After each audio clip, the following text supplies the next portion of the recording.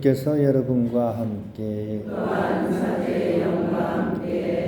마테오가 전한 거룩한 복음입니다.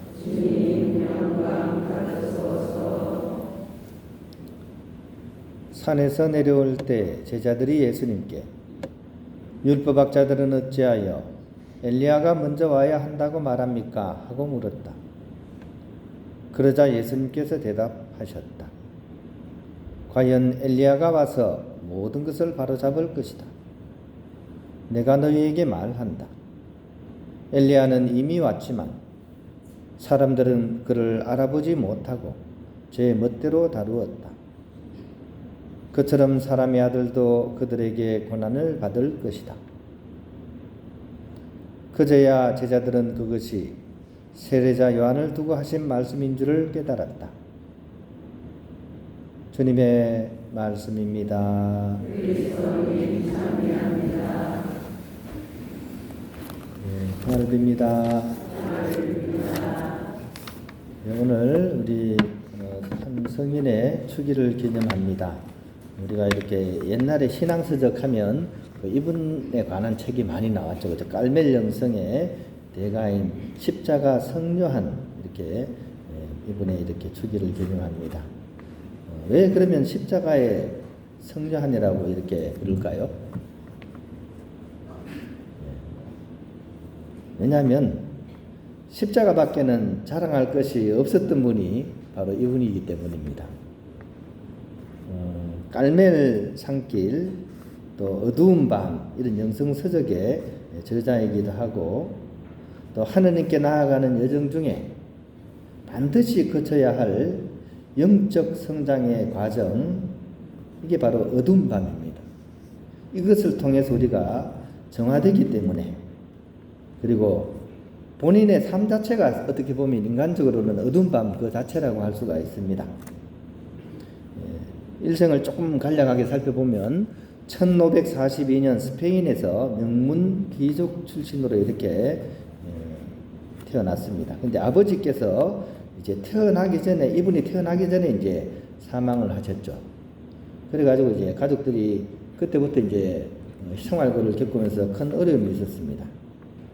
심지어 이제 귀족 출신에도 불구하고 목수의 그런 조수로서 일을 하기도 했고, 또 양복점의 사환으로 이렇게 일하게 되었습니다. 그런 이 과정을 거치시다가 1563년 깔멜 수도회에 이제 입회를 하시게 됩니다. 그리고 1567년에 이제 사제 서품을 받게 되는데, 이 과정 중에 이 당시 깔멜 수도회가 이제 어떤 상황이었냐 하면, 이 당시 퇴폐적인 그런 시대의 그런 영향으로 수도자들도 많이 수도 정신이 퇴색하고 인간적인 욕망을 따르는 그런 생활 이렇게 퍼져 있었습니다. 그래서 이분이 이제 큰 뜻을 품고 이렇게 수도원에 들어갔지만 많은 실망을 하셨던 것 같아요. 이러다가는 도저히 안 되겠다 싶은 이제 그런 마음을 이제 먹었었는데, 마침 그때 우리가 잘 아는 대제례사, 즉 예수의 성녀 데레사께서 깔멜 수도원 개혁을 이제 착수하게 됩니다. 그리고 이제 이 십자가의 성묘한 이분의 이렇게 본인은 이제 여성 깔멜을 개혁할 테니까 이 요한은 남자 수도의 개혁을 좀 할 수 있도록 독려를 이렇게 하시게 됩니다. 그래서 이제 이분은 이제 어떻게 이제 개혁을 했냐 하면, 일단 본인 스스로가 먼저 이렇게 개혁의 정신을 살려고 합니다. 엄격한 금욕과 또 고행의 생활로서 삶의 그런 모범을 부르고, 그 다음에 이제 형제들에게 우리 다시 원천의 정신으로 들어가서 회개합시다라는 메시지를 전하는 거죠. 많은 사람들이 이제 감복을 하게 되고, 이제 요한을 따르는 사람들이 늘어나게 됩니다. 숫자가 이제 점점 늘어나던. 그러자 이제 기존에 있던 깔멜회 수사들이 이제 불만을 터뜨리게 되죠. 본인들은 그렇게 살기가 싫거든요. 그러니까 뭐 저런 게 다 있어, 이렇게 생각을 하고 이제 집단적으로 이제 괴롭힘을 시작하게 됩니다. 그래서 수도원 지하실에 감금이 되기도 했습니다. 옛날 수도원에는 이제 지하에 그죠? 막 감옥처럼 그런 시설도 있었던 것 같아요. 그래서 막 수도원 지하실에 감금되기도 하고 정말 모욕과 학대를 많이 겪었다고 합니다. 하지만 이런 박해에도 불구하고 이분은 항변을 하거나 그렇게 하지 않고 인내로서 견뎠다고 합니다. 그리고 오히려 자신을 학대하는 사람들을 은인으로 이겼다라고 이야기가 전해집니다.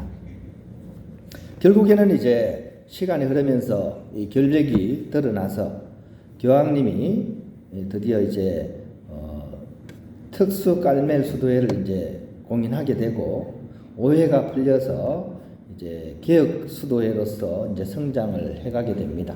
그래서 큰 중요한 핵심적인 역할을 했기 때문에 형제들이 총장직으로 추대를 했지만 이것을 고사하고 이분은 그냥 수도 원장으로서 또 신학교 교장으로서 그렇게 살았다고 합니다. 1588년에 다시 한번 어려움을 겪습니다. 깔멜 총회가 이루어지게 되고 이 요한의 그런 수도 규칙이 너무 엄하다. 이래가지고 많은 사람들이 또 선동을 하게 됩니다. 이게 너무 빡세다, 못 산다. 이래 돼가지고 이제 또 요한을 막 이렇게 선동을 통해 가지고 공격을 하게 되고 결국은 또 이분이 미국으로 쫓겨나게 되는 그런 상황을 맞이하게 됩니다. 그래서 이제 먼 미국으로 가는 도중에 열병이 발생하게 되고 거기서 이제 우베다 마을 수도원에 이제 가서 겨우겨우 이제 좀 치료를 요청하지만 거기 원장이 또한 박대를 했습니다. 그래가지고 이제 병세가 더 악화가 되어가지고 1591년에 선종을 하는 그런 삶의 여정을 걸어가시게 됩니다. 사후에는 이제 이런 모든 것들이 이제 복권이 되어서 성인품으로 이렇게 특히 초자연적 지식으로 교회 박사로서 이렇게 선포가 되는 그런 성인이십니다. 이 성인을 생각하면 어두운 밤이라는 단어가 늘 우리에게 떠오릅니다. 이 성인은 이 어두운 밤을 피해가거나 도피할 것이 아니라 오히려 내 마음에 담아서 나의 정화의 도구로 삼아 완덕으로 나아가야 된다는 사실을 우리에게 알려주고 있습니다. 오늘 이 성인의 축일을 맞아서 우리는 이것을 한번 깊이 성찰해 보면 좋겠습니다. 나의 어두운 밤은 무엇인지, 그리고 나는 이 나의 어두운 밤을 어떻게 대하는지. 어떻습니까? 여러분의 어두운 밤은 무엇이고 여러분은 그 어두움을 어떻게 대하고 있습니까? 제가 입이 간질간질한데 그 자세를 해볼까요? 그 어두운 상황에 대해서 불만을 가집니다. 그리고 남 탓으로 돌리죠. 국민들이 지금 제일 답답한 게 뭡니까? 어떻게 보면 쿠데타를 일으킨 대통령이 자신의 진솔한 사과 같은 건 한마디도 없고 계속 남탓합니다. 단 한마디도 반성하는 게 없습니다. 그런데 그 사람과 나가 너무 닮아있지 않습니까? 그죠? 우리도 내 어두운 밤을 어떻게 합니까? 남 탓으로 돌리죠. 공격을 하고 또 역공을 하고 서로 또 상처 입히고 나도 상처 입고 외로워지고 나의 이 어두운 밤에 대한 이런 방식은 아무리 오래 해도 헛고생입니다. 헛고생. 방법을 바꿔야 돼요. 이 십자가 성령이 얘기하는 것처럼 그 나의 어두운 밤은 내 수행의 필수 과정입니다. 이것을 잘 이용해야 돼요. 칼 다루는 거하고 똑같습니다. 칼이 그냥 칼이지만 쓰기에 따라 달라집니다. 이걸로 사람을 찔러 죽이면 이거는 살인범입니다. 사람을 찔러 죽이는 도구예요. 흉기. 근데 이 칼을 잘 쓰면요. 이걸로 탁 무도 썰고 파도 썰고 해가지고 그죠? 맛있는 된장국을 끓여내는 사람을 살리는 활인검입니다. 우리 어두운 밤도 마찬가지입니다. 나의 어두운 밤을 내가 어떻게 쓸 것인가? 활인검으로 그죠? 오히려 나로 하여금 구원으로 부활로 나아가게 하는 그런 어두운 밤으로서 우리가 다룰 수 있어야 됩니다. 그것을 오늘 십자가의 성녀는 우리에게 알려주고 있는 것입니다. 이제 고개를 좀 드십시오. 이제 고개를 들어가지고 앞을 지그시 한번 마음의 눈을 가지고서 앞을 향해 쭉 한번 보십시오. 자, 멀리 바로 눈은 말고 멀리 한번 굽어보세요. 뭐가 보이는가? 뭐가 보입니까? 뭐가 보이는가? 오늘 누구 축이래요? 십자가 성령 축에 다시 뭐가 보이는가? 십자가의 성령이 보이죠. 그 성령은 지금 어떻게 무엇을 하고 있습니까?